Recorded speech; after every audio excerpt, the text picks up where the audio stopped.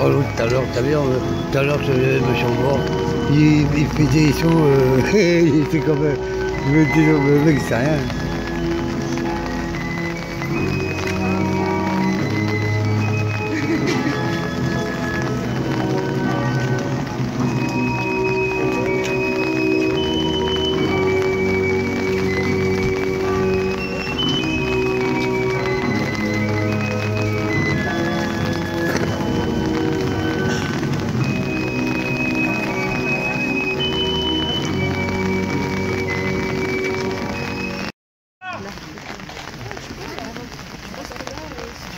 On prend la gouttière, viens un peu à droite.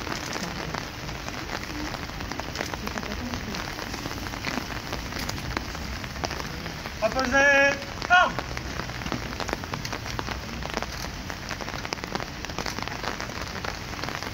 Repos.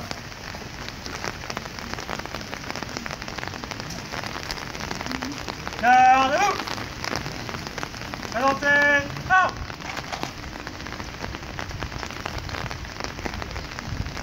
Ouvrez le fort.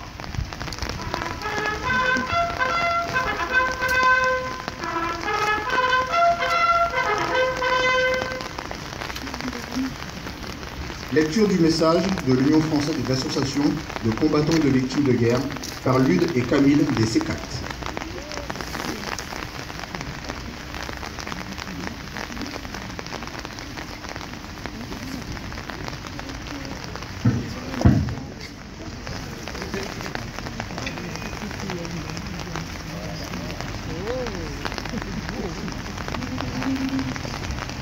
Message de l'Union française des associations de combattants et de victimes de guerre, UFAC, au 100e anniversaire de l'armistice du 11 novembre 1918. Aujourd'hui, la France commémore le 100e anniversaire de l'armistice du 11 novembre 1918. Il n'est pas une ville, il n'est pas un village de France qui ne garde gravé dans la pierre d'un monument ou dans la mémoire des hommes le souvenir de l'héroïsme d'une jeunesse terriblement éprouvée et décimée par 52 mois de combats meurtriers. Souvenons-nous des paroles de Georges Clemenceau, président du Conseil, annonçant l'armistice ce 11 novembre 1918 à la Chambre des députés. Honneur à nos grands morts qui nous ont fait cette victoire. Par eux, nous pouvons dire qu'avant tout armistice, la France a été libérée par la puissance des armes. La guerre est finie, reste à gagner la paix. Nous ne pouvons oublier le courage et l'abnégation de nos valeurs aînées tombées au champ d'honneur. Toutes ces générations venues du monde entier, qu'elles fussent européennes, africaines, américaines, asiatiques ou océaniennes, se sont battues pour un idéal de paix, de liberté et de fraternité. De cette première guerre mondiale qui a causé des millions de victimes ne résonne plus aujourd'hui que le rappel de l'indicible souffrance endurée par l'ensemble des belligérants et leurs familles, une souffrance faite de cauchemars, de privations, de souffrances et de deuil. Unissons dans le souvenir tous ces soldats de métropole, d'Afrique, d'outre-mer et des pays alliés qui ont également versé leur sang pour la France, une France qui sortira terriblement meurtrie de cette guerre. 1 040 000 morts, 740 000 invalides, 3 millions de blessés, des centaines de milliers de veuves et d'orphelins. En ce jour de commémoration, l'Union française des associations de combattants et de victimes de guerre, UFAC, en appelle à la conscience et à la mémoire de chacun, afin que l'acception du sacrifice suprême et l'espérance qui habitait toutes ces victimes inspirent nos actions en faveur de la paix, de la solidarité et de la fraternité. Vive la République, vive la France!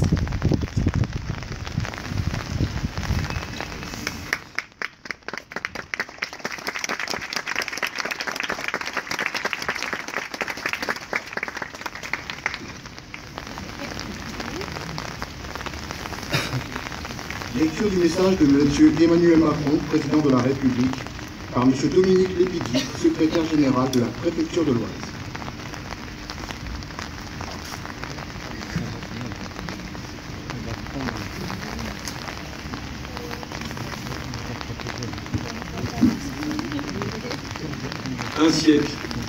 Un siècle que l'armistice du 11 novembre 1918 est venu mettre un terme au combat fratricide de la Première Guerre mondiale. À cet affrontement interminable, nation contre nation, peuple contre peuple, avec ses tranchées pleines de boue, de sang et de larmes, ces orages de feu et d'acier qui grondaient par tous les temps et déchiraient les ciels les plus calmes, ces champs de bataille éventrés et la mort omniprésente. Le 11 novembre 1918, un grand soupir de soulagement traverse la France. Depuis Compiègne où l'armistice a été signé à l'aube, il se propage jusqu'au champ de bataille. Enfin, après 4 interminables années de bruit et de fureur, de nuit et de terreur, les armes se taisent sur le front occidental. Enfin, le vacarme funeste des canons laisse place à la clameur allègre qui s'élève de volées de cloches en sonnerie de clairon, d'esplanades de grandes villes en places de villages. Partout, on célèbre alors avec fierté la victoire de la France et de ses alliés. Nos poilus ne se sont pas battus pour rien, ils ne sont pas morts en vain, la patrie est sauvée, la paix enfin va revenir. Et partout aussi on constate le gâchis, et on éprouve d'autant plus le deuil. Là, un fils pleure son père, ici un père pleure son fils. Là comme ailleurs, une veuve pleure son mari, et partout on voit défiler des cortèges de mutilés et de gueules cassées. Françaises, Français, dans chacune de nos villes et dans chacun de nos villages, Françaises et Français de toutes générations et de tous horizons, nous voilà rassemblés en ce 11 novembre, pour commémorer la victoire, mais aussi pour célébrer la paix. Nous sommes réunis dans nos communes, devant nos monuments aux morts, pour rendre hommage et dire notre reconnaissance à tous ceux qui nous ont défendus hier, mais aussi à ceux qui nous défendent aujourd'hui, jusqu'au sacrifice de leur vie. Nous nous souvenons de nos poilus morts pour la France, de nos civils, dont beaucoup ont aussi perdu la vie, de nos soldats marqués à jamais dans leur chair et dans leur esprit, de nos villages détruits, de nos villes dévastées. Nous nous souvenons aussi de la souffrance et de l'honneur de tous ceux qui ont quitté leur terre et sont venus d'Afrique, du Pacifique et d'Amérique sur ce sol de France qu'ils n'avaient jamais vu et qu'ils ont pourtant vaillamment défendu. Nous nous souvenons de la souffrance et de l'honneur des 10 millions de combattants de tous les pays qui ont été envoyés dans ces combats terribles. Françaises, Français, nous sommes aussi unis en ce jour dans la conscience de notre histoire et dans le refus de sa répétition. Car le siècle qui nous sépare des terribles sacrifices des femmes et des hommes de 1914-1918 nous a appris la grande précarité de la paix. Nous savons avec quelle force les nationalismes, les totalitarismes peuvent emporter les démocraties et mettre en péril l'idée même de civilisation. Nous savons avec quelle célérité l'ordre multilatéral peut soudain s'écrouler. Nous savons que l'Europe unie, forgée autour de la réconciliation de la France et de l'Allemagne, est un bien plus fragile que jamais. Vigilance, tel est le sentiment que doit nous inspirer le souvenir de l'effroyable hécatombe de la Grande Guerre. Ainsi, serons-nous dignes de la mémoire de celles et ceux qui, il y a un siècle, sont tombés. Ainsi, serons-nous dignes du sacrifice de celles et ceux qui, aujourd'hui, font que nous nous tenons là, unis, en peuple libre. Vive l'Europe en paix, vive la République et vive la France.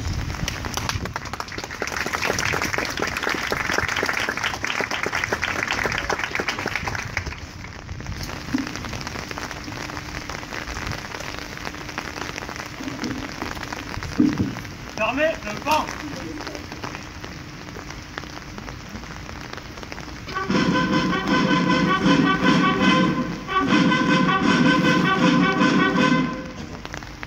Reposez. Armes. Repos. Garde-vous. Présentez. Armes. Dépôt de gerbe. Monsieur Dominique Lépidi, secrétaire général de la préfecture de l'Oise. Monsieur Jean-Claude Villemain, maire de Creil, conseiller départemental de l'Oise. Madame Isabelle Blanchard, députée suppléante représentant Monsieur Pascal Bois, député de l'Oise. Monsieur Noël Montegiani, commissaire central de la CSP de Creil. Allez-y. Lieutenant-colonel Barotto, représentant le colonel Bruno Cunha, commandant de la base de défense de Creil. Lieutenant Lévesque, représentant le commandant Chili, chef du centre de secours principal de Creil. Madame Dominique Lavalette, conseillère départementale de l'Oise.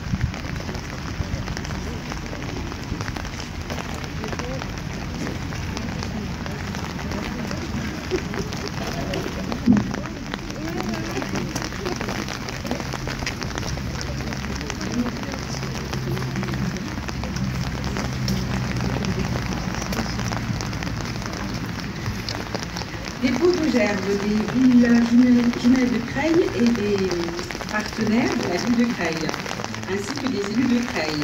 Madame Yvette Fourier-Cézot, adjointe au maire référente Allemagne, et Jennifer Ratchild, représentant le maire de Marle, Bernard Arnaud. Monsieur Jean-Claude Cabaret, adjoint maire référent Sénégal. Monsieur Moussa Bokartiam, maire de Ourossogui, Sénégal. Madame Yeshim Savas, conseillère municipale déléguée aux relations internationales, avec Monsieur Christophe Cronin, représentant la ville de Chorzo, Monsieur Baran Branislaw, représentant Prochno, Madame Aïché Seritoglou, représentant Kouchadassi, en Turquie.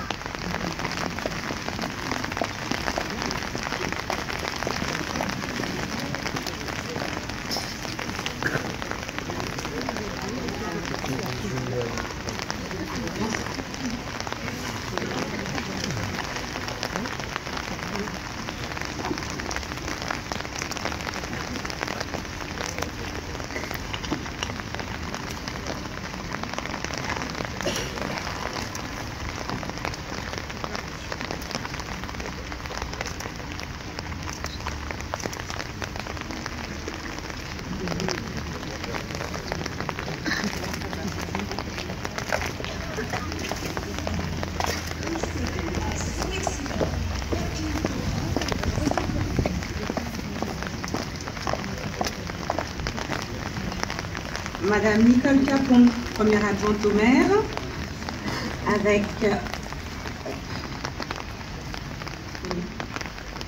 avec Monsieur Borgo Augotoun, maire de Augarden, représentant le maire de Fiel en Norvège. Madame Danielle Carrier, adjointe au maire de Creil, et le référent Palestine avec Omar Hayek, chef du camp Kadoura en Palestine. Madame Fabienne Lambre, adjointe au maire et comité de jumelage de Creil.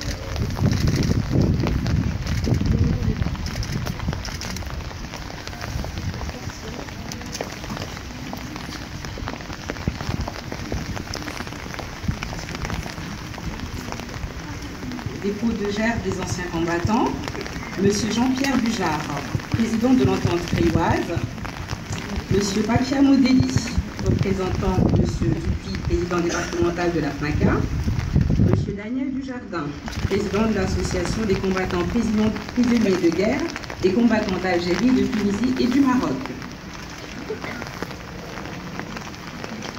et j'ai une gerbe.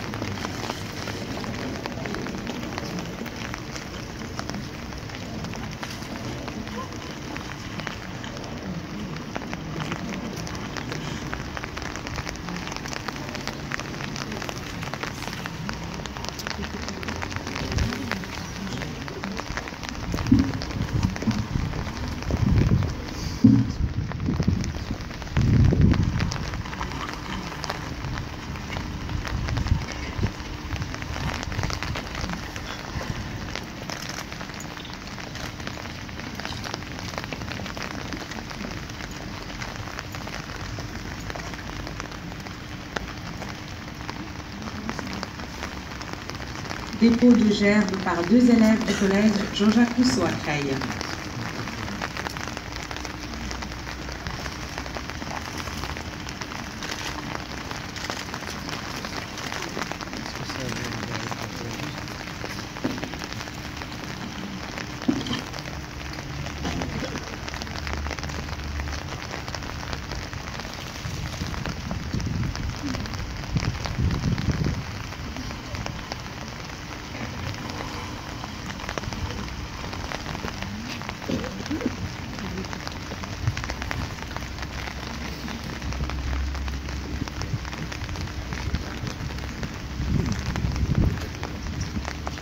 Honneur aux morts.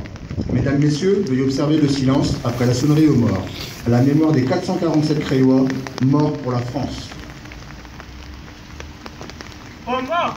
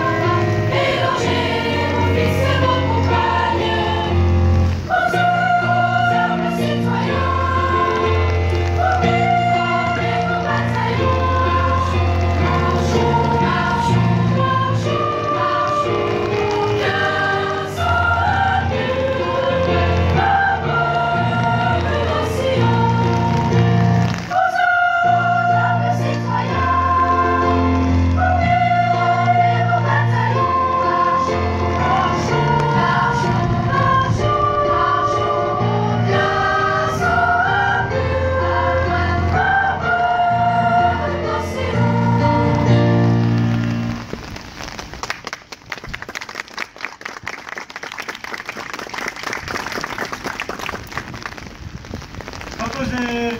Oh. Repos. Garde-nous. Présentez. Oh. lâchée de pigeons blancs par le maire et les élus des villes jumelées de Creil.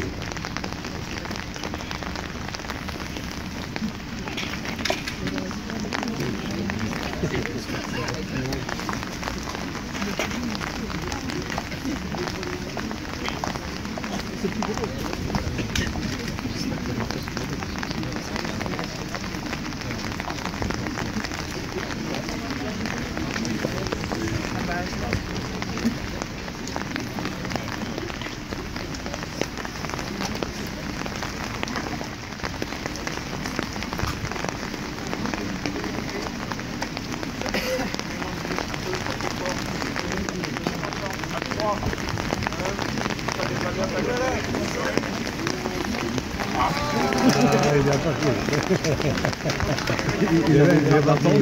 Il n'a pas fait. Il a 1, 2, 3. Au deuxième. 1, 2, 3.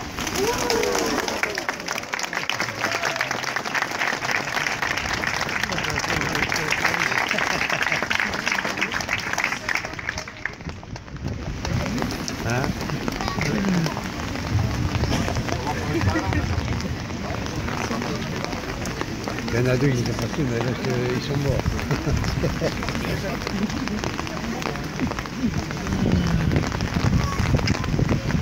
Revue des drapeaux par les autorités.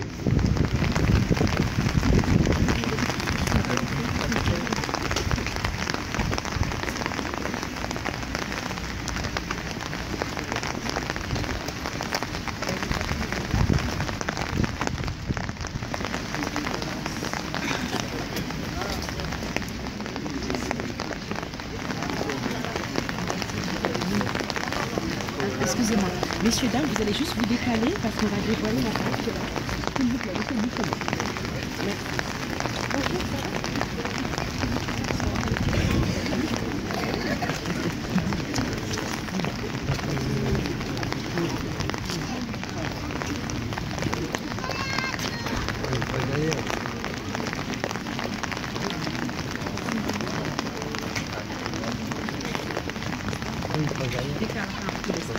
On va les dévoiler la partie de la...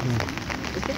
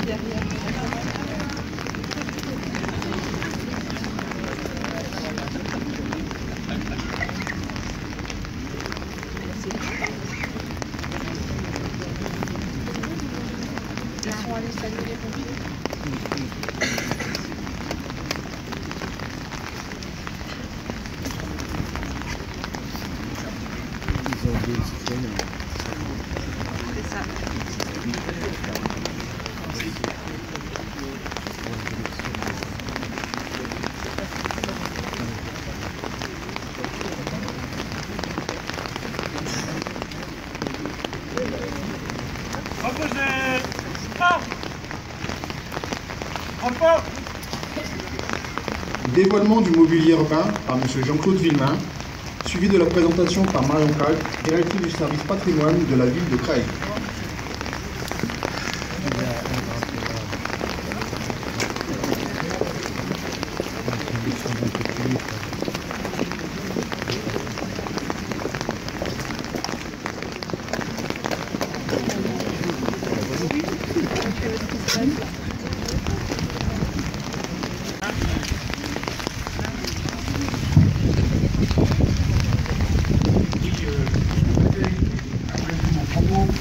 C'est l'un des gens de Creil, le monument à la paix qui existe en France. Je ne vais pas vous raconter toute l'histoire, toute la guerre, si je peux me permettre. Il y a eu entre les services préfectoraux, le gouvernement et le maire de Creil, Gilles, qui ne voulait pas d'un monument aux morts, mais d'un monument à la paix sont célébrées chez moi. Voilà. Et donc, je nourris une tendance jaurétienne. Ceci expliquant cela. Voilà. Et donc, on voulait mettre un peu une explication pour que chacun puisse, en se pendant ici, savoir ce que c'est ce mouvement. Voilà. Mesdames, Messieurs, la cérémonie est terminée et je vous invite à rejoindre les salons de l'hôtel de ville pour ceux qui le peuvent, pour se mettre à la vie et se réchauffer.